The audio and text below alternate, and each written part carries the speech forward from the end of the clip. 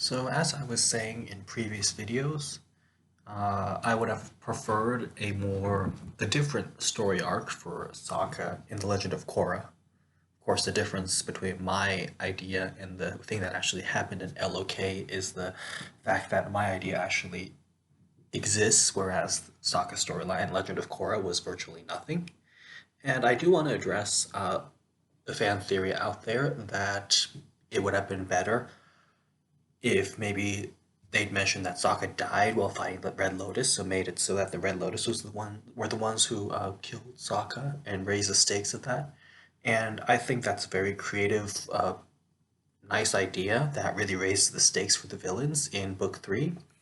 Although personally, I don't like to subscribe to that idea. So as I've mentioned, the idea that I like for Sokka is what if Sokka decided to prematurely leave his body, in that he decided to go to the spirit world and just stay there and leave his body behind, in the same way that Iroh did.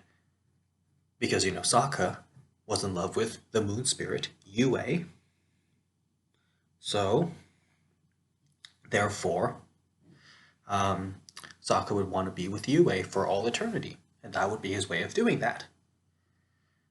So I would have had that happen with Sokka instead of Iroh, because as much as I like Iroh, and I know everyone loves Iroh, I like Sokka more than I like Iroh, so I would have given that role to Sokka instead, and Sokka could have been the one to talk with Korra in the spirit world and have that interaction in book two, and maybe they could have had Yue in there as well, and then Sokka could have gone on to help Korra out in book three and tell her to talk to Zuko and everything.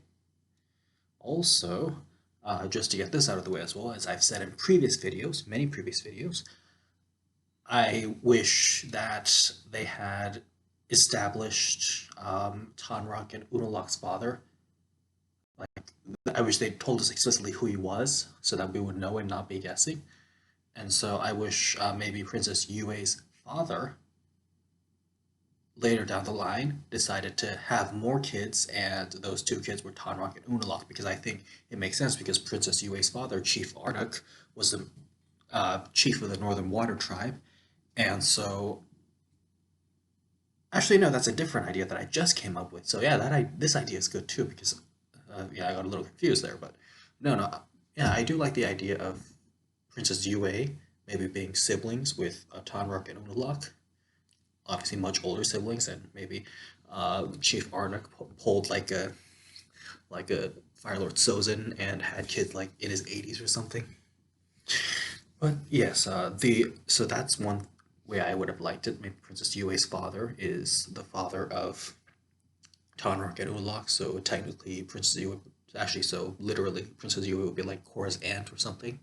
Or, as I've said before, uh, the guy Han who was engaged to Princess Yue, he was supposed to marry Princess Yue. Maybe he decided he became the chief of the Northern Water Tribe, since he was just going to become that anyway, because he was going to marry the princess of the Northern Water Tribe. So maybe Han inherited the role, and of course, that means obviously Han did not die when Admiral Zhao threw him overboard. And I think I already mentioned this, how I would have loved if Katara and Zuko had gotten to, or Iroh, had gotten to interact with Admiral Zhao in um, Legend of Korra. Maybe they saw him in the spirit world and they're like, oh, okay, hi, remember me? But anyway, yes, so either Chief Arnak, Princess Yue's father, being the father of Tonraq and Ulak, or Princess Yue's fiance, Han, being the father of Tonraq and Ulak, so that I would have liked that.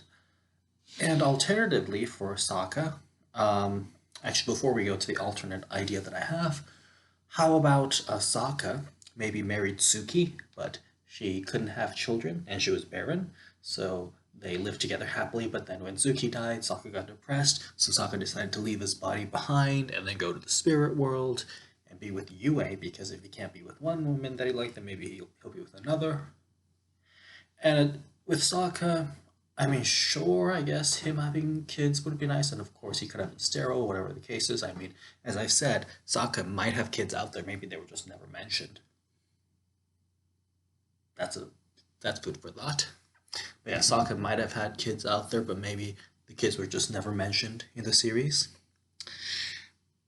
And as we go on with my ideas, the other idea that I had was maybe Sokka would just. I would have had Sokka. Maybe I would have had Sokka be alive during Legend of Korra. Maybe I would have had him take the place of Katara. And of course, we love seeing Katara. Katara is nice and everything. But with Katara, I like the design that they went with because they made her look like her grandmother, her grand Kana.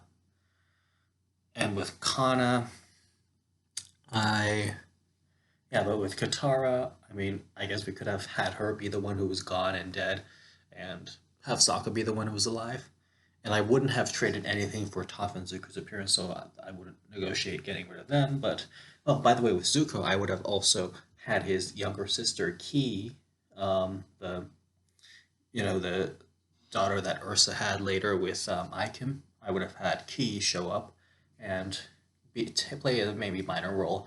And with Zuko, I would have had him put up a bigger fight during the Red Lotus versus Tonrock, Zuko, Eska, and Desna scene. I would have had Zuko like, shoot lightning at Gazan and like crash the boulder, but maybe Puli shoots the fire blast at him, so Zuko has to block with lightning, and then that's how the Red Lotus escapes. I would have made Zuko go out with a bigger fight. But I mean, I'm glad he's alive, obviously.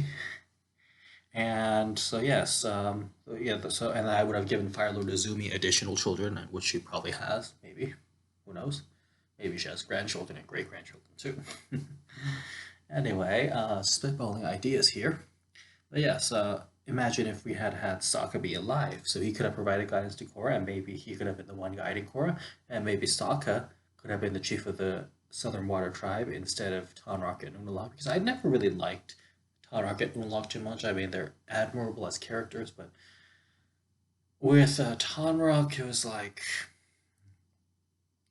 chief of the Southern Water Tribe being the father of the Avatar. It's just a little bit cliche to me, so maybe I would have had, yeah, but yeah, so that's why I would have either just added the connection of maybe Princess Yui's dad or Princess Yui's fiance being the grandfather of Korra or something like that. But maybe I would have had Sokka alive instead and then gotten rid of Tonrock somehow and had Sokka be the chief of the Southern Water Tribe and have him come into direct contact with Unalaq. Maybe have Tonrock just be some demoted figure, and maybe Sokka would have died in book two, and that would have made the fans really angry. Or actually, I have a really good idea that I just came up with right now. Maybe Sokka is a chief of the Southern Water Tribe during book one and book two, and then during the book two, the Water Tribe Civil War, maybe Sokka goes into the open spirit portal with Team Avatar, and then Sokka decides, hey, I like it here in the spirit world. Why don't I just stay here? Oh, hey, Yue, there you are. Now you and I can be together forever. So Sokka goes into the spirit world during book two, and that's how he reunites with Yue, and that's how it happens. Sure. And I'll say another thing about Toph and Zuko. Obviously, I loved how they used Toph because they used her sparingly, but she was very, very important. And secondly, I love how Toph was instrumental in basically saving Suyin, Lin, and Suyin's sons. Remember, the entire Beifong family is surrounded, but Toph creates an earth blast and defeats them all, and that's how they escape. So I liked how they used her for that, but I would have had something similar happen to Zuko where he showcases incredible power. Maybe I would have had him just go to the Northern Air Temple with them and just really blast it out and tear it up on the battlefield and maybe just destroy Pli and Zahir and Gazan and Mingwa or something. I would have had that happen. Yeah, and I might have had Zuko actually kill Mingwa as well as Gazan because I don't really like the way Gazan went out. I mean, it makes a lot of sense and it's good for the plot, but I don't really like the way how he went out, so I would have done that. And yes, I mean, I think I'm trying to get through all these ideas. If I had given Sokka a kid, I would have maybe had him have daughters. I'm just trying to get everything out, and so this is why it's a little unorganized, and I'm just thinking of ideas on the spot, coming up with them quickly, quickly, quickly. But so those are some of my ideas. For that, I think if I could have changed Actually, there's a lot of things I would have changed with Legend of Korra, so I won't say that I would have changed one thing. I would have changed many things. uh, well.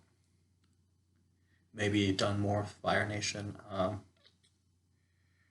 I loved how the Earth Queen was a very horrible queen and was also the daughter of the previous Earth King. I like how they established those connections, which they could have done with more characters, i.e. Tanrak and Unalaq, how they could have had their Tanrak and Unalaq's father be someone more relevant instead of just some random guy we saw in one scene. Um, and I do like how the friends of the Avatar in one lifetime continue to be the friends of the Avatar in another lifetime.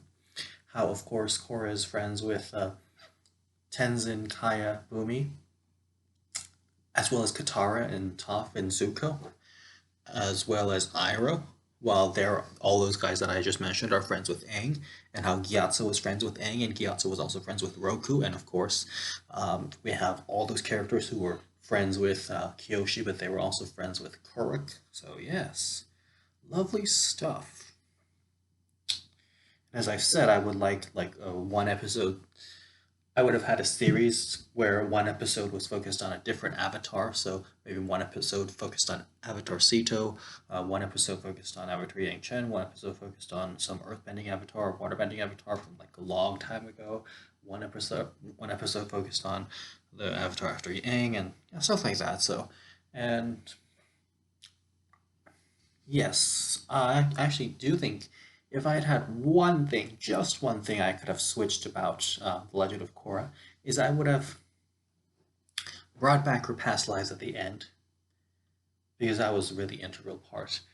And as I've said, there's a million things I would switch because it's not my favorite, but if I could have only switched one thing, I would have brought back her past lives. So those are my ideas for all of this, and this video is primarily focused on Sokka, I guess, so I guess that's what I'll title it.